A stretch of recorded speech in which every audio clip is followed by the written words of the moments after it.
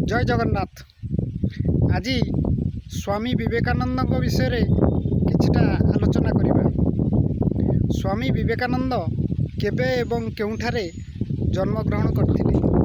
स्वामी विवेकानंद 1863 मसीहा जानुआरी 12 तारिख रे कोलकाता सहर रे जन्मग्रहण करथिले। तांको बापांग नाम थिला विश्वनाथ दत्त एवं माँ को नाम थिला भुवनेश्वरी देवी। तांको बापा जड़े प्रसिद्ध वकील थिले एवं माँ भुवनेश्वरी देवी जड़े धर्मपरायणा महिला थिले। विश्वास करा जाए काशीर वीरेश्वर महादेवंक आशीर्वाद स्वामी विवेकानंदंकर जन्म होइथिबारु माँ तांकु श्रद्धारे बिले बोली डाकुथिले। स्वामी विवेकानंदंकर पिलादिनर नाम थिला नरेंद्र।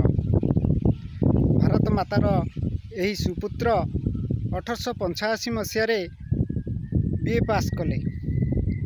तांकर गुरु थिले रामकृष्ण परमहंस देव एवं से 1893 मसीहा सेप्टेम्बर 11 तारिख रे अमेरिकार चिकागो सहर रे होइथिबा विश्व धर्म सम्मेलन रे जोग देइथिले।